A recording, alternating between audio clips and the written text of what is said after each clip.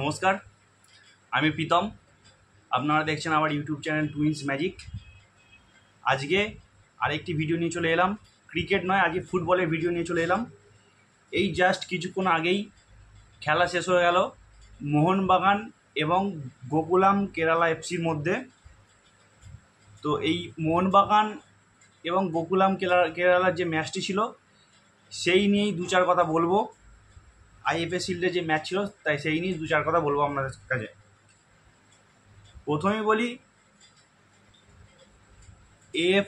প্রথম এএফসি ম্যাচেই হার, আইএসএল নিয়ে ডামাডোল, আবার দ্বিতীয় এএফসি ম্যাচ খেলতে ইরানে না যাওয়া, এই সবের মধ্যে দিয়েই গঙ্গাপাড়ের ক্লাবের পাশ দিয়ে অনেক জল গড়িয়েছে। নতুন করে আইএফএ শিল্ডের প্রথম ম্যাচেই আজকে মোহনবাগানের আজকে প্রথম ম্যাচ ছিল, যেখানে মোহনবাগান 5-1 গোলে হারিয়ে দিয়েছে গোকুলাম কেরালা এফসিকে। প্রথমেই আপনাদের জানিয়ে দিই, আজকে মোহনবাগান এসজির প্লেয়িং 11 কী ছিল। আপুইয়া, প্লেয়িং 11-এ যারা ছিল হচ্ছে Apuia, Manvir Singh, Kiyan Nassiri, Jamie Maclaren, Tom Aldred, Mehtab Singh, Robson Robinho, Vishal Kaith, Anirudh Thapa, Subhasish Bose এবং আলবার্তো রড্রিগেজ। এই হচ্ছে মোহনবাগানের আজকের প্লেয়িং 11। তো যদি খেলার কথায় আসি,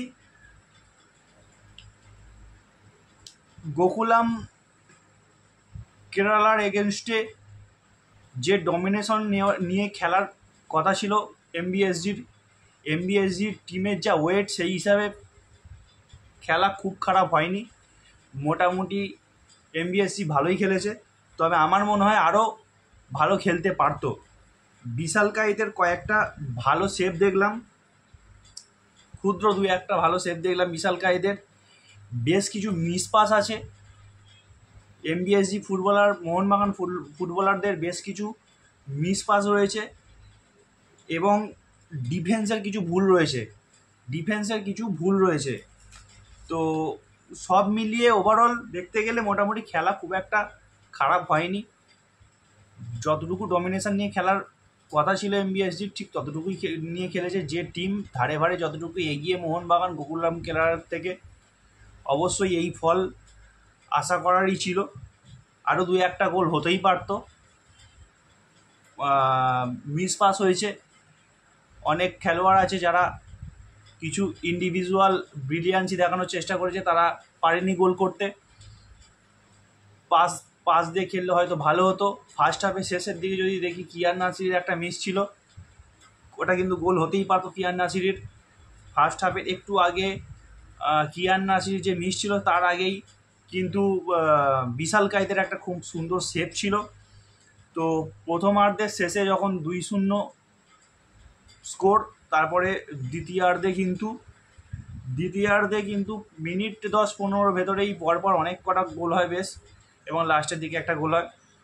যাই হোক, প্রথম যদি গোলের কথা বলি, প্রথম গোল আসে আলবার্তো রড্রিগেজের কাছ থেকে, রবসন রবিনহোর তোলা কর্নার থেকে।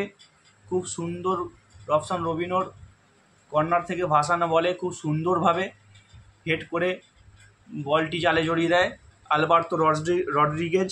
সেকেন্ড গোল করেন জেমি ম্যাকলারেন। অবশ্যই একজন বিশ্বকাপার জেমি ম্যাকলারেন, তার অসাধারণ গোল, খুব সুন্দর গোল করেছেন জেমি ম্যাকলারেন। 2 নম্বর গোলটা কিন্তু জেমি ম্যাকলারেন ভালো গোল হয়েছে। 3 নম্বর যদি গোল বলি, তাহলে কিন্তু আলবার্তো রড্রিগেজের আরেকটি গোল। 4 নম্বর গোল কিন্তু করেছেন রবসন রবিনহোর গোলও কিন্তু খুব ভালো হয়েছে, খুব সুন্দর গোল করেছে রবসন রবিনহো। এবং 5 নম্বর গোল কিন্তু করেছে ম্যাকলারেন।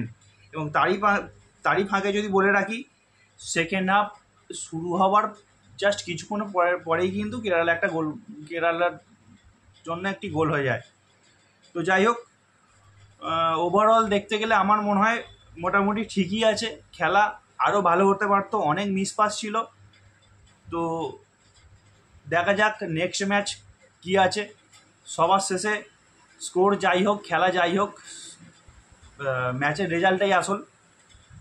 তো নেক্সট ম্যাচ সম্ভবত 13-14 তারিখ নাগাদ নেক্সট ম্যাচ আছে। আবার নেক্সট ম্যাচ মোহনবাগানের পরের ম্যাচে আমি আবার ভিডিও নিয়ে আসছি। ততক্ষণ দেখতে থাকুন টুইন্স ম্যাজিক ইউটিউব চ্যানেল। আমার ভিডিও ভালো লাগলে অবশ্যই আমার চ্যানেলটিকে সাবস্ক্রাইব করুন, লাইক করুন, ভিডিওটিকে শেয়ার করুন এবং কমেন্ট করতে থাকুন। যদি অন্য কোনো রকম ভিডিও দেখতে চান অবশ্যই কমেন্টে জানান, ভিডিও অবশ্যই দেবো। ততক্ষণ ভালো থাকবেন, সুস্থ থাকবেন। জয় মোহনবাগান।